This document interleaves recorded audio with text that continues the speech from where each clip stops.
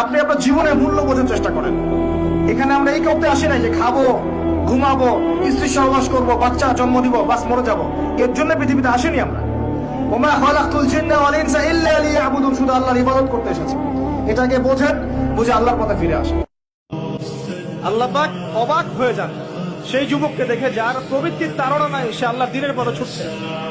এই যুবককে দেখে আল্লাহ পাক অবাক হয়ে যান এবং তার দোয়া যেভাবে কবুল হবে, একজন মানুষ যার পাক কবরে অলরেডি চলে গেছে, তার দোয়া কি সেভাবে কবুল হবে? আল্লাহ ছাড়া কেউ আপন না, আল্লাহ ছাড়া আপন কেউ না, আর আল্লাহ ছাড়া সত্যিকার অর্থে আপনাকে আমাকে ভালো কেউ বাসে না। শুধু আল্লাহ আপনাকে ভালোবাসে। এটা আপনারা হারে হারে উপলব্ধি করবেন যত দিন যাবে ইনশাআল্লাহ। তাই শুধু সে আল্লাহর জন্যই নিজেকে খালেস করে দেন, আর যার যার হক তাকে তাকে দিয়ে দেন। দুনিয়াতে শান্তিতে থাকার ফিলোসফি বলছি, philosophy of happiness in this হায়াতুদ দুনিয়া, সেটা হচ্ছে যার যার হক তাকে তাকে দিয়ে দেন, নিজের হক আল্লাহর কাছে চেয়ে নেন। আর দুনিয়াকে আপন মনে করবেন না, আল্লাহ ছাড়া কাউকে আপন মনে করবেন না, আপনি সুখে থাকবেন ইনশাআল্লাহ। 2 মিনিট লাগবে খালি বলতে, কুল হুয়াল্লাহু আহাদ আল্লাহুস সামাদ লাম ইয়ালিদ ওয়া লাম ইউলাদ ওয়া লাম ইয়াকুল লাহু কুফুয়ান আহাদ। তিনবার বলতে কয় মিনিট লাগবে? বড়জোর 2 মিনিট।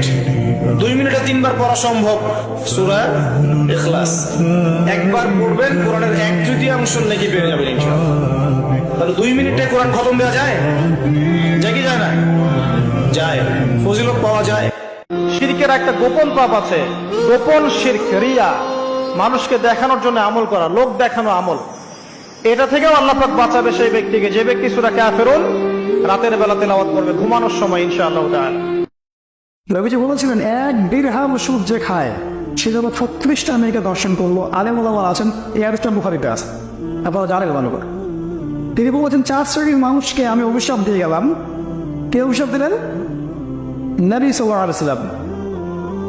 যদি আপনি মনে করেন যে রাসূলের অভিশাপ নিয়ে কবরে গিয়ে আপনি প্রশ্নের উত্তর দিতে পারবেন, তাহলে আমি বলবো যে আপনি মঙ্গল গ্রহে চলে যান, এই পৃথিবীতে থাকার দরকার নেই। এত বোকালোদের পৃথিবীতে থাকার দরকার নেই।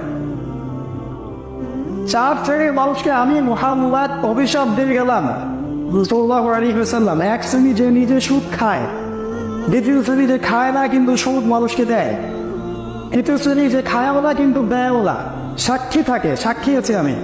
4 নাম্বার খায়ও না, দেয়ও না, সাক্ষীও থাকে না, লিখে রাখে, কাতেন। এই 4 শ্রেণীর মানুষকে নবী সাল্লাল্লাহু আলাইহি ওয়াসাল্লাম সমান নামে অভিশপ্ত করেছেন। এখন আপনি বলেন এই পুরো ব্যাংকিং সিস্টেম এই 4টা শ্রেণীর উপর দাঁড়ায় স্যার কথা জোরে লাগে। আল্লাহর চোখে খারাপ হওয়ার জন্য এতটুকু যথেষ্ট যে আপনি একজন মুসলিম হয়ে আর একজন মুসলিমকে তুচ্ছ তাচ্ছিল্য করছেন। তো অহংকার ইবলিসকে চিরস্থায়ী জাহান্নামী করেছে। আমরা যেন অহংকারী না হই, আল্লাহ পাক আমাদেরকে অহংকার থেকে দূরে থাকার তৌফিক দান করুন, আমিন। আলী রাদিয়াল্লাহু আনহু একবার বলছিলেন যে কোনো জ্ঞানী ব্যক্তি যার বিবেক আছে তার পক্ষে সম্ভবই না যে রাতের বেলা সে সূরা বাকারার শেষ 2 আয়াত পাঠ করবে না। কারণ মাত্র 2টা আয়াত পাঠ করলে আপনি সারা রাত নফল ইবাদতের নেকি পাচ্ছেন। শুধু তাই নয়, যাবতীয় দৃশ্য অদৃশ্য অকল্যাণ থেকেও এটা আপনাকে ইবাদত করবে ইনশাআল্লাহ।